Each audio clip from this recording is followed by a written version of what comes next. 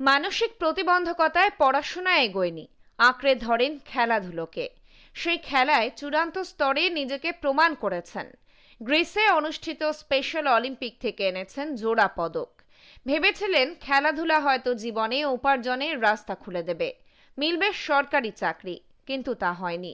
অলিম্পিকে জোড়া রূপো জিতেও ন্যূনতম সরকারি সাহায্যটুকু মেলেনি জয়নগরের পুলক রায়ের। ওই 93 সাল থেকে 1993 আচ্ছা সালে অনন্তপুরে অন্ধ্রপ্রদেশ, হ্যাঁ অন্ধ্রপ্রদেশের অনন্তপুর হ্যাঁ মানে স্টেডিয়ামের মাটিতে আচ্ছা। 2011 সালে ওটা গ্রিসে রাজধানী এথেন্সে আচ্ছা 2011 সালে 7ই জুন 800 মিটার দৌড় আর 1500 মিটার দৌড়ে আচ্ছা ওখানে দুটো সিলভার মেডেল। দুটো সিলভার মেডেল। এখনো এই মিউনিসিপ্যালিটি মাঠে ইন্দিরা উদ্যানে এখনো প্র্যাকটিস চালিয়ে যাচ্ছি। আর আর ড্রয়িং শেখাই বাচ্চাদের, ছোট ছোট বাচ্চাদের বাড়ি বাড়ি গিয়ে।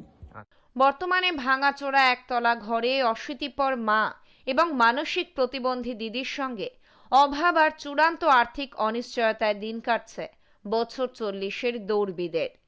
জয়নগর মজিলপুর পুরসভার 4 নম্বর ওয়ার্ডের রায়পাড়ার বাসিন্দা পুলক। ছোট থেকেই মানসিক বিকাশের সমস্যা রয়েছে তার এক দিদিরও একই সমস্যা। ছেলেমেয়ের এই মানসিক পরিস্থিতিতে তাদের খেলাধুলায় ব্যস্ত রাখার সিদ্ধান্ত নেন বাবা মা। 4টে ন্যাশনালে যখন ও ভালো ফল করলো, ফার্স্ট হলো, তখন ওকে মানে অলিম্পিকের মানে চান্স পেল। তারপরে চান্স পাওয়ার পরে তখন আবার বললো যে এবারে 4টে ক্যাম্প হবে 4 জায়গায়। তারপরে ওকে ওই 2011 সালে ওই অলিম্পিকের জন্যে ওই ইতে পাঠালো, গ্রিসের রাজধানী এথেন্সে। আচ্ছা দৌড়ে আগ্রহ ছিল দুজনেরই। পাড়ার মাঠে স্থানীয় কোচের কাছে শুরু হয় তাদের দৌড় প্রশিক্ষণ। সেখান থেকে ক্রমশ বড় শহর হয়ে কলকাতার এক ক্লাবে প্রশিক্ষণের সুযোগ পান তাঁরা। শুরু হয় এক স্বপ্নের উড়ান। ক্রমশ জেলা, রাজ্য স্তরে মানসিক প্রতিবন্ধীদের ক্রীড়া প্রতিযোগিতায় পরপর সাফল্য পান দুই ভাই বোন। জেতেন প্রচুর পদক। ধীরে ধীরে পুলক জাতীয় স্তরেও নিজেকে প্রমাণ করেন।